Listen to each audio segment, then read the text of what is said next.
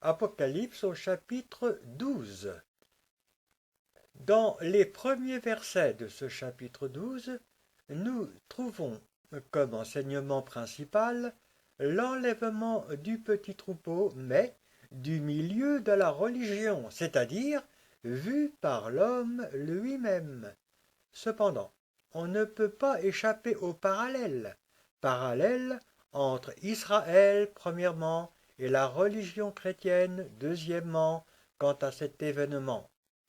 Premièrement, la naissance et l'enlèvement de Jésus-Christ en Israël en parallèle avec la naissance de l'épouse du milieu de la religion et son enlèvement. Nous avons ici la perfection de Dieu en toutes choses, l'unité indispensable de Jésus-Christ avec son corps. Christ, corps de Christ, un seul pendant leur pèlerinage sur la terre. Christ, corps de Christ, un seul dans l'éternité qui vient. Dans le verset 1, nous lisons: un grand signe parut dans le ciel. C'est le symbole de l'enlèvement, montré par Dieu à travers la religion. Ce signe est grand, car grand est le mystère de l'enlèvement. Il paraît dans le ciel, car c'est une décision venant du trône. Un grand signe parut dans le ciel, une femme, enveloppée du soleil, la lune sous ses pieds, et une couronne de 12 étoiles sur sa tête. Alors c'est la religion qui est symbolisée dans ce verset. C'est une femme et non pas une vierge. Dans la parole de Dieu, lorsqu'une femme est décrite en symbole, bien sûr, elle revêt alors un caractère négatif, à l'exemple de la femme étrangère des Proverbes, selon qu'il est écrit: la folie est une femme bruyante, stupide et ne sachant rien. Ou, à l'exemple de la femme de Zacharie, assise au milieu de l'épha, selon qu'il est écrit: c'est l'iniquité. Car, dans cette symbolique, elle revêt un caractère de prostituée. Il y a un mélange entre les choses de Dieu et les choses du monde. Mélange qui, pour notre Dieu, est une prostitution. Et cette femme représente donc la religion, et la religion chrétienne en tout premier. Et ici, la femme, c'est-à-dire la religion, doit être vue avec le parallèle d'Israël à l'époque de Jésus-Christ, car à cette époque, la religion juive était, de même, mélangée avec des choses de Dieu et des choses du monde. Enveloppé du soleil, nous dit ce verset 1. Dans cette vision, le soleil ne fait qu'envelopper cette femme, sans que celle-ci n'en soit transformée, à comparer avec le verset 1 du chapitre 10 ou le verset 16 du chapitre 1. Ce qui veut dire que la femme, c'est-à-dire la religion, s'inspire de Dieu et de sa parole, mais sans pour autant en être transformée. Et nous avons le parallèle avec Israël du temps de Jésus-Christ. Enveloppée du soleil, la lune sous ses pieds. La lune symbolise la loi, mais aussi l'organisation religieuse de la femme. Et ici, la lune, c'est-à-dire la loi, est sous les pieds de la femme et non pas dans son cœur. La lune sous ses pieds, nous dit ce verset. Car la religion s'est appropriée la parole et sa doctrine, mais sans que Dieu n'intervienne lui-même à travers son esprit pour inscrire sa loi dans le cœur de l'homme. Israël, de même, s'est approprié la loi de Dieu, mais pour en faire une religion d'hommes. Et, continue ce verset, une couronne de 12 étoiles sur la tête.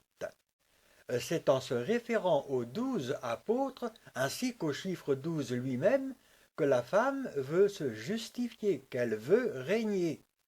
c'est une couronne, car le but premier de la religion, c'est de régner, et non pas d'apporter un témoignage dans le renoncement, revêtu de sac. Une couronne de 12 étoiles, c'est la justification de sa royauté, c'est-à-dire la référence aux 12 apôtres dont elle se pare.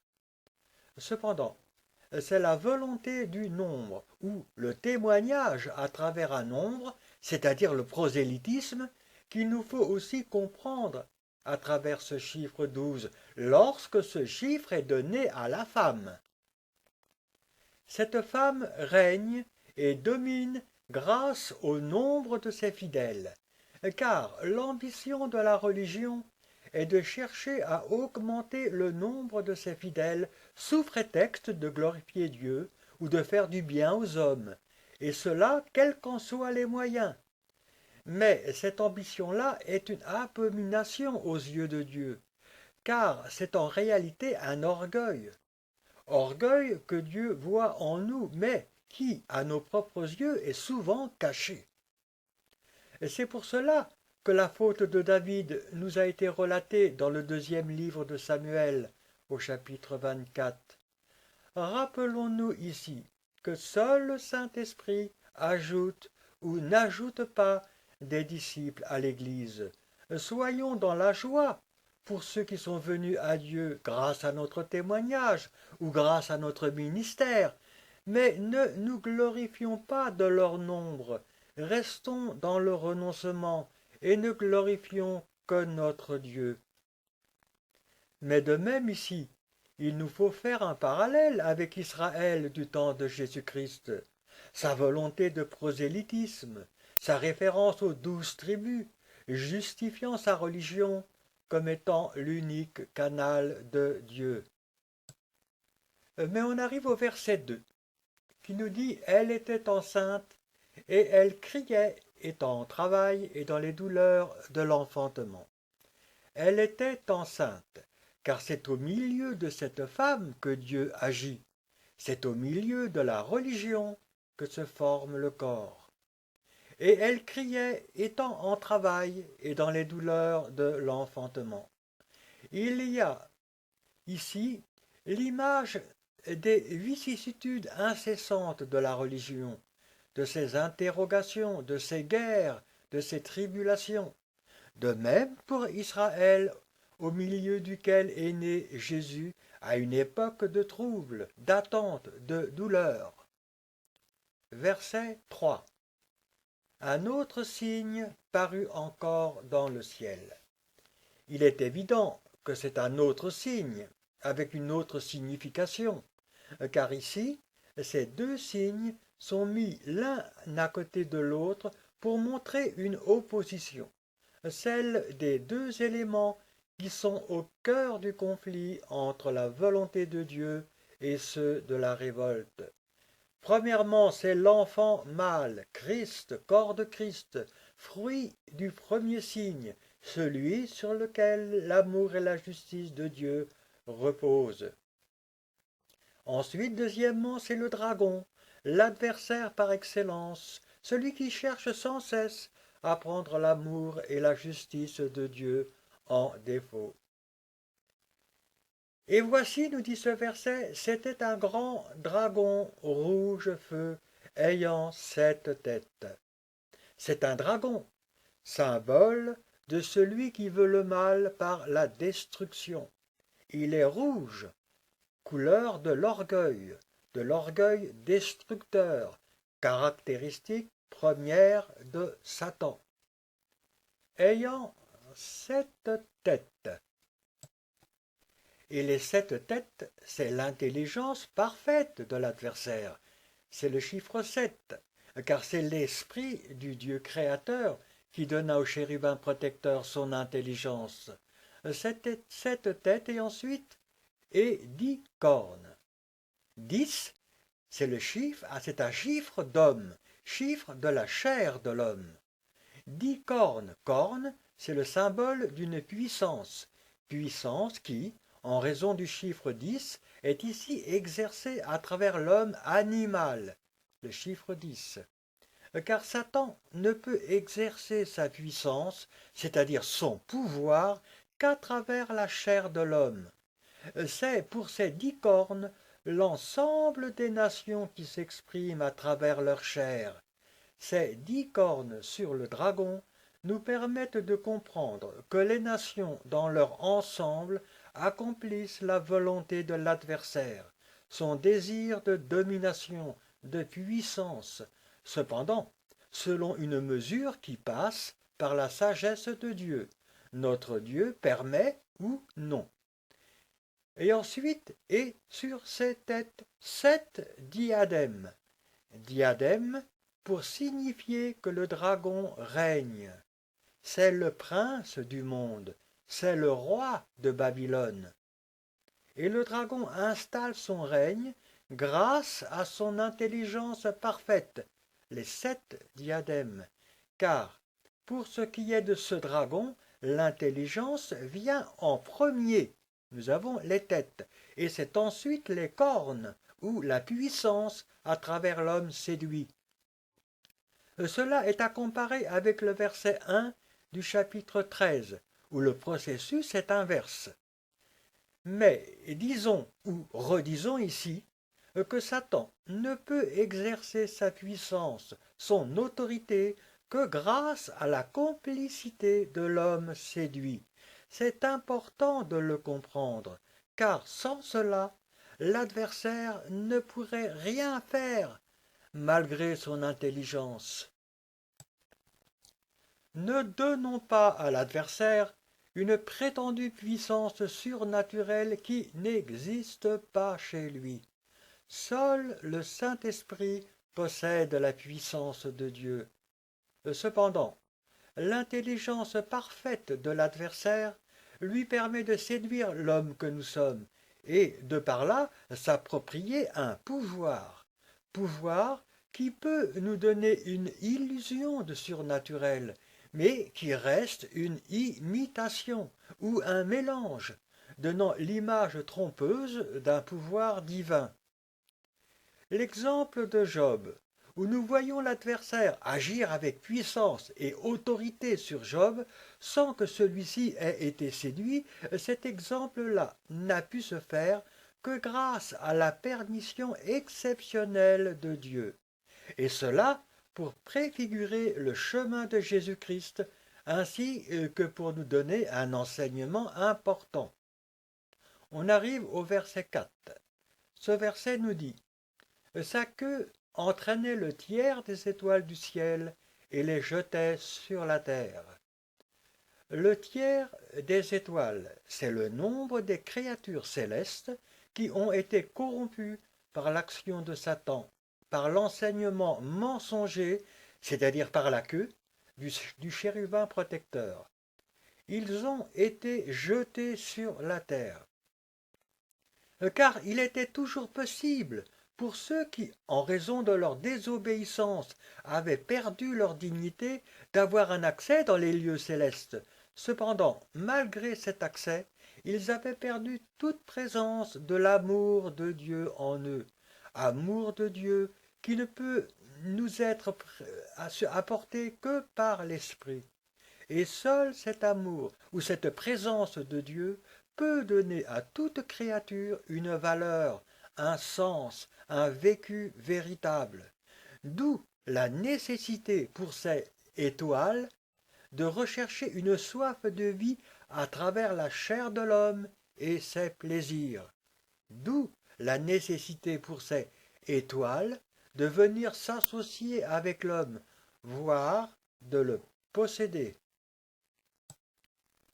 Ce n'est pas nécessairement par plaisir que ces esprits déchus se comportent de cette manière, mais il y a pour eux une obligation, afin de posséder en eux une soif de vie, afin de remplacer la présence de Dieu qu'ils n'ont plus, car seule cette présence de Dieu donne à toute créature une dimension de vie véritable.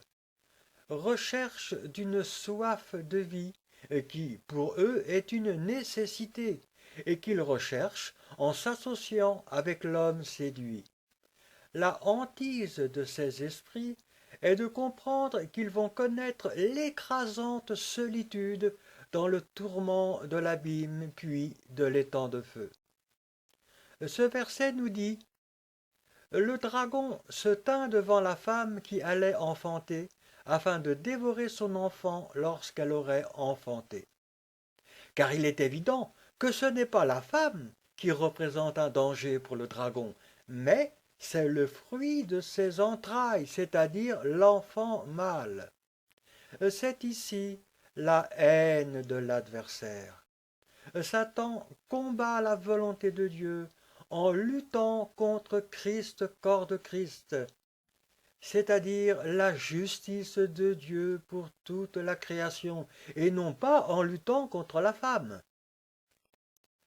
Haine de l'adversaire, où Satan cherche à dévorer l'enfant mâle en se servant de la persécution ou de l'élimination physique. Haine de l'adversaire, qui emploie la séduction comme arme première, cherchant à entraîner l'enfant de Dieu dans la désobéissance volontaire et définitive. Haine de l'adversaire, qui s'est manifestée sur Jésus et qui s'est répétée sur chaque membre du corps né au milieu de la femme. Haine de l'adversaire, arrivant à son comble avec la proximité de l'enlèvement et qui cherche à engloutir le reste du corps dans la séduction générale. Verset 5. Elle enfanta un fils qui doit paître toutes les nations avec une verge de fer.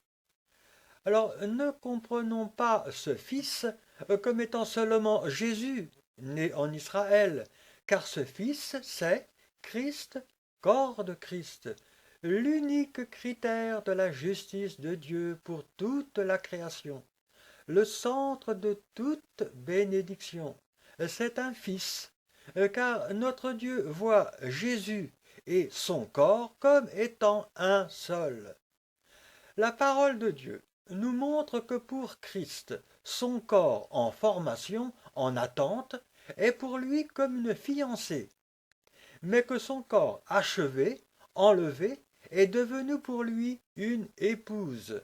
Alors, pour le Père, Christ et son épouse ne forment plus qu'un seul, un fils unique pour l'éternité, car l'époux et son épouse ne deviennent plus qu'une seule chair à cause de la volonté de Dieu par rapport au mariage. Qui doit paître toutes les nations avec une verge de fer, nous disait ce verset 5. C'est une référence au psaume 2. C'est Christ, corps de Christ, accomplissant la justice de Dieu quant au règne qui vient. Car après la victoire, tout ce qui a été donné à Christ a aussi été donné à son épouse, mais selon la mesure attribuée à chacun. La verge de fer étant le symbole d'une autorité qui ne sera plus contestée. Et son enfant, nous dit ce verset, fut enlevé vers Dieu et vers son trône. C'est le mystère de Dieu, la victoire pour tous ceux à qui Dieu a fait grâce et auxquels il donne la bénédiction du 5e sceau, quel que soit le siècle auquel ils appartiennent. Vers son trône, nous dit ce verset, pour obéir aux décisions du Père et à son amour pour tous. Verset 6. Et la femme s'enfuit dans le désert, où elle avait un lieu préparé par Dieu, afin d'y être nourrie pendant 1260 jours.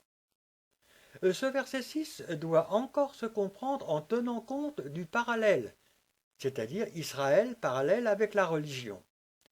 Et la femme s'enfuit dans le désert. Il est évident que ce désert revêt un sens symbolique, car il s'agit du monde. La femme s'enfuit dans le monde, mais le monde est vu ici sous son aspect désert, c'est-à-dire avec deux caractéristiques principales auxquelles on peut en ajouter une troisième. Premièrement, le sable, deuxièmement, la faim et la soif, mais troisièmement, la chaleur. Premièrement, le sable, c'est la fragilité des constructions humaines, ses inconstances perpétuelles, etc. La faim et la soif, deuxièmement, c'est ici, pour la faim et la soif, l'absence d'un enseignement véritable, donnant une faim et une soif de vérité et de justice. Mais troisièmement, c'est aussi la chaleur, et la chaleur ici symbolise toutes les circonstances amenant les maladies ou les catastrophes diverses. Où elle avait un lieu préparé par Dieu, nous dit ce verset 6. Il n'est pas parlé ici d'un lieu géographique bien précis. Dieu garde la femme, c'est-à-dire la religion, et ici, le lieu est une protection particulière que Dieu donne à la femme au milieu du monde, où que soit la femme. Protection voulue par Dieu dans ses décisions, afin d'empêcher Satan de détruire la religion chrétienne entièrement. Afin d'y être nourri pendant 1260 jours.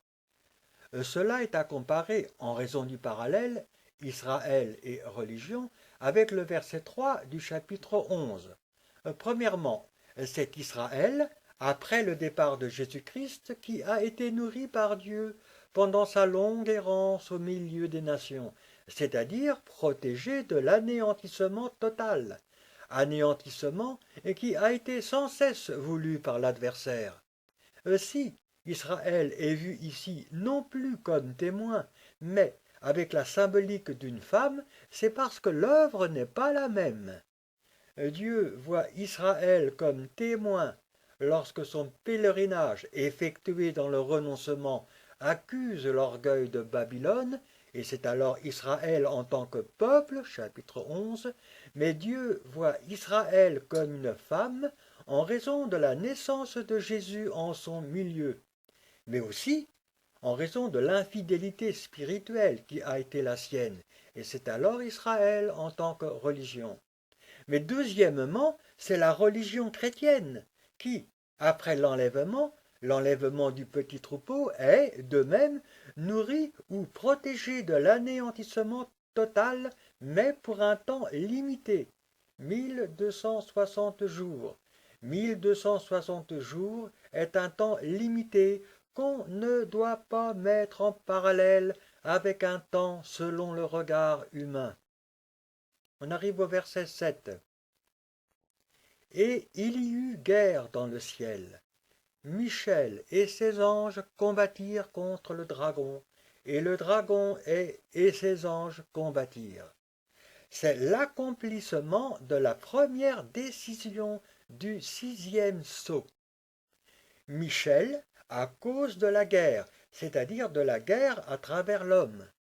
Dans le ciel, car c'est devant le trône de Dieu, devant les décisions de sa justice, que se déroule la guerre. Verset 8. Mais ils ne furent pas les plus forts, et leur place ne fut plus trouvée dans le ciel. Cette guerre, en réalité, a commencé avec l'origine du péché, mais elle arrive ici à son aboutissement, à sa conclusion définitive avec l'enlèvement du petit troupeau. Et leur place ne fut plus trouvée dans le ciel. C'est leur accès auprès de Dieu, où ils se tenaient en accusateurs, qui leur est désormais refusé. Redisons ici que Satan et ses anges avaient encore un accès dans les lieux célestes, où ils se tenaient en accusateurs, mais cependant sans pour autant bénéficier de l'indispensable présence ou amour de Dieu dans leur vie, selon qu'il est écrit « Je te précipite de la montagne de Dieu, et je te fais disparaître, chérubin protecteur. » Et ce vide, cette déchéance, les obligeait à rechercher quelque chose ailleurs. Verset 9. Et il fut précipité le grand dragon, le serpent ancien, appelé le diable et Satan. Précipité, chassé du ciel, Satan ne pourra plus désormais se présenter devant Dieu. La porte du ciel sera pour lui et pour toujours fermée. celui qui séduit toute la terre. C'est la séduction qui est l'arme première de Satan dans cette guerre. Il fut précipité sur la terre.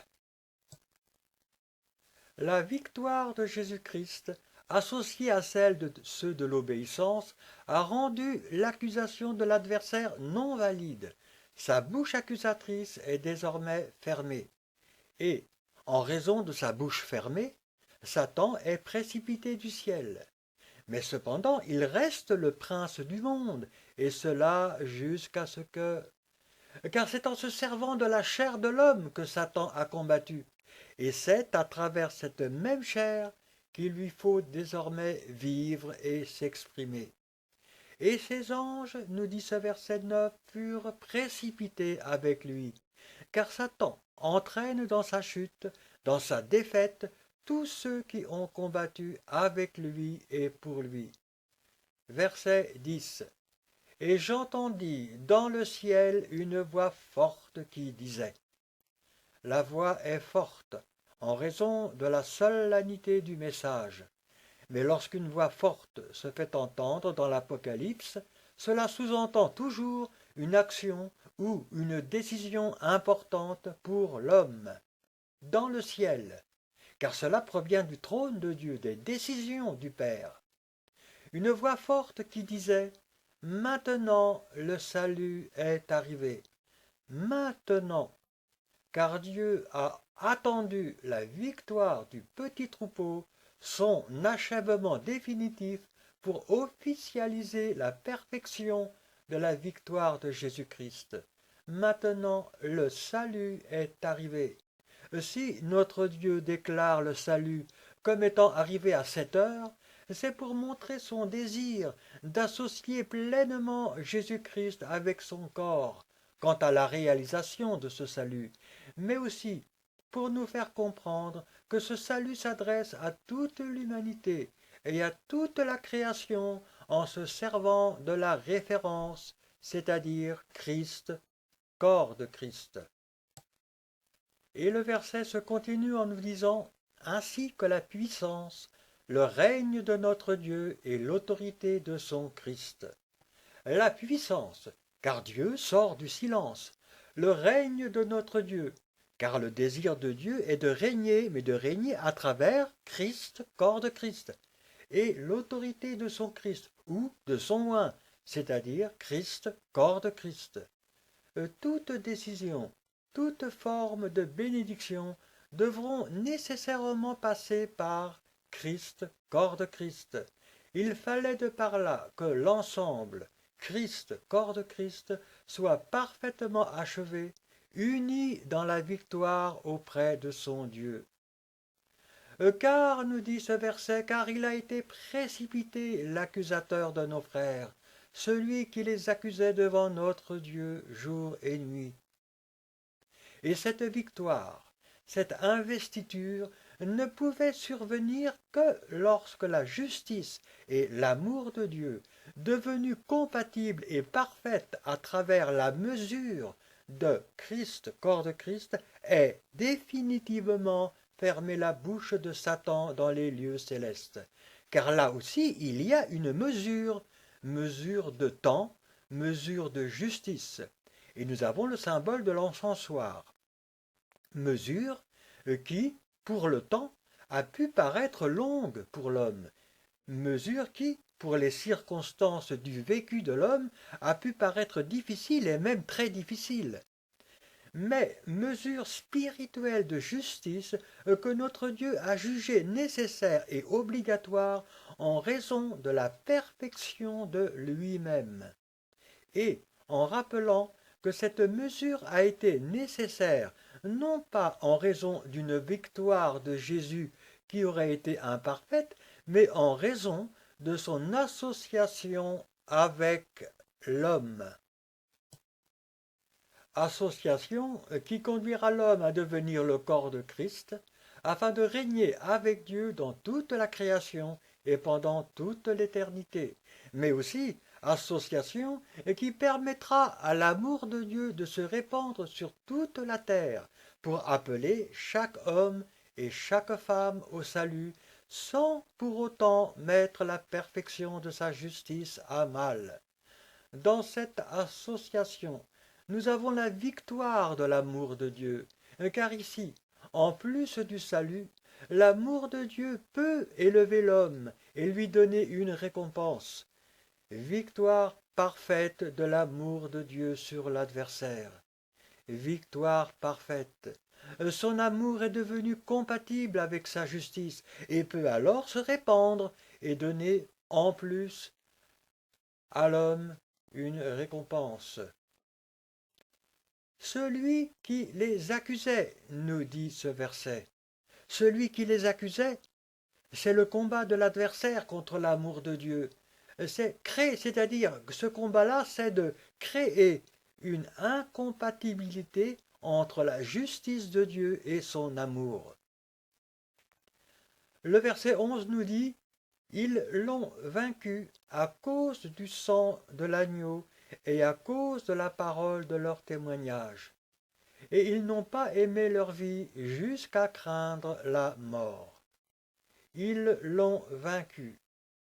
Dieu confirme que le corps, que chaque membre du corps est totalement associé avec son chef dans cette victoire, victoire contre l'adversaire, amenant le salut à toute la création, en répétant que Dieu voit toujours Jésus-Christ et son corps comme étant un seul. Dans ce verset 11, nous avons lu « à cause du sang de l'agneau ». C'est la victoire de Jésus-Christ présente par la foi dans chaque membre du corps.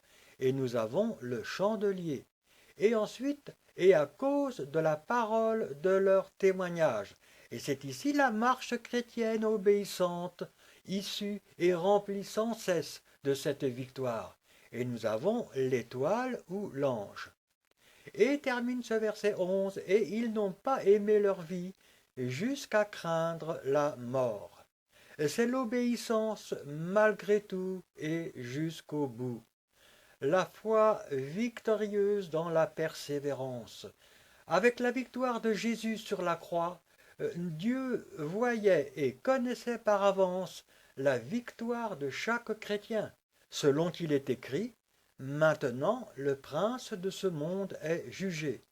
Et à travers ce « maintenant », c'est-à-dire à travers la victoire parfaite de Jésus-Christ, c'est la victoire de chacun de ceux qui marchent avec Dieu jusqu'au bout, que Dieu voyait par avance dans ce maintenant. Maintenant le prince de ce monde est jugé. Mais répétons que seule l'obéissance à la voix de l'Esprit a une valeur aux yeux de Dieu, car tout sacrifice ou renoncement venant de nous-mêmes n'appartient pas au chemin et est renfermé dans la vanité. Verset 12. C'est pourquoi réjouissez-vous, cieux, et vous qui habitez dans les cieux. C'est la victoire de notre Dieu. Réjouissez-vous, cieux. C'est la victoire de notre Dieu arrivée à sa conclusion et qui permet aux cieux d'être purifiés. Satan et ses anges sont chassés. Et pour ceux qui sont de Dieu, c'est une allégresse nouvelle. Malheur à la terre et à la mer, car le diable est descendu vers vous animé d'une grande colère, sachant qu'il a peu de temps. La terre et la mer, c'est l'ensemble de la planète qui aura à subir les conséquences de la présence de l'adversaire. Satan sait, et le motif qui le pousse n'est plus la résistance, c'est-à-dire les tentatives sans cesse répétées de prendre l'amour de Dieu en défaut, mais c'est la colère, la haine. Désormais son jugement est sans appel, et le prince de ce monde est contraint de venir habiter sur la terre, sachant qu'il a peu de temps, sachant que la victoire de Christ, corps de Christ, apportera le salut à toute la création. Il sait, car grâce à la victoire de Christ, corps de Christ, il sera aussi, et par la suite, chassé de son règne sur la terre. verset 13. Quand le dragon vit qu'il avait été précipité sur la terre, il poursuivit la femme qui avait enfanté le fils. Après la victoire de l'enfant mâle et son enlèvement, la mainmise de Satan sur la religion devient différente, car elle n'a plus le même but. Si, auparavant, le dragon s'intéressait à la femme avec pour but de dévorer le fils qui était en formation dans son sein, ici, il poursuit la femme, c'est-à-dire la religion, pour en faire son instrument spirituel de conquête, son temple. Verset 14. Et les deux ailes du grand aigle furent données à la femme. Alors, dans ce passage, nous comprenons que l'esprit permet à la femme de se détacher de l'emprise de l'adversaire et sa demande d'association, et elle échappe pour un temps à l'oppression du monde et de sa séduction.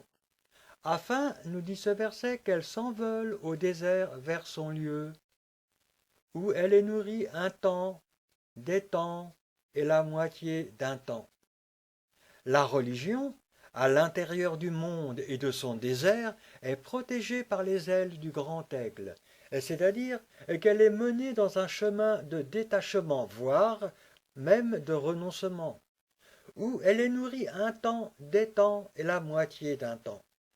Mais elle est protégée par les ailes du grand aigle pour un temps limité, abrégé. Et c'est ici le quatrième symbole d'un temps abrégé. Mais nous devons reconnaître que la volonté de Dieu pour nous, c'est la marche par la foi. Il est inutile de rechercher une valeur de temps exacte derrière tous ces symboles. Cela n'appartient pas à la gloire de l'homme devant Dieu. Dieu résiste à l'orgueil accapareur de l'homme, à son désir de dominer, de mettre la sagesse et la puissance de Dieu dans des limites humaines. Mais il fait grâce à celui qui marche en confiance, avec le regard d'un enfant posé sur son père, pour qu'il lui donne sa nourriture au temps convenable. Où elle est nourrie, avons-nous lu, où elle est nourrie. Dieu permet que sa nourriture spirituelle soit, pour un temps, différente de celle du monde, où elle est nourrie loin de la face du serpent, c'est-à-dire loin de la séduction. Et on arrive au verset 15. Et de sa gueule, le serpent lança de l'eau comme un fleuve derrière la femme, afin de l'entraîner par le fleuve. C'est une tentative de Satan d'assimiler la femme, de l'entraîner dans la séduction générale, par la flatterie, les mensonges, par les honneurs que Satan veut donner à la religion. L'eau entraîne la femme rejoint le fleuve, et le fleuve se jette dans la mer. Verset 16. Mais la terre secourut la femme, elle ouvrit sa bouche, et engloutit le fleuve que le dragon avait lancé de sa gueule. C'est la terre vue sous ces deux aspects symboliques, qui secourt la femme, qui empêche la femme de se laisser séduire. Premièrement, c'est Israël, sa réalité et ce que cela représente dans la vision prophétique, mais deuxièmement, ce sont aussi les événements spirituels de ce temps qui empêchent la femme de se laisser entraîner. Verset 17. Et le dragon fut irrité contre la femme. Le dragon est irrité parce que la femme est pour une grande part son œuvre. La femme appartient au dragon. Et il s'en alla faire la guerre au reste de sa postérité, à ceux qui gardent les commandements de Dieu et qui retiennent le témoignage de Jésus. Au reste. Il y a un reste après l'enlèvement du petit troupeau. Ce sont les élus de la deuxième décision du sixième sceau. S'ils n'ont pas pris part à l'enlèvement, il n'en reste pas moins vrai qu'ils appartiennent entièrement à Christ, corps de Christ, et ils le suivront partout où il va. Mais ce sont aussi les enfants des pleurs et ceux de la conscience, c'est-à-dire la grande foule. Verset 18. Et il se tint sur le sable de la mer. Et c'est ici la place du dragon, afin de préparer le chemin de la bête qui monte de la mer et de son faux prophète. Et nous avons la fin du chapitre 12 du livre de l'Apocalypse.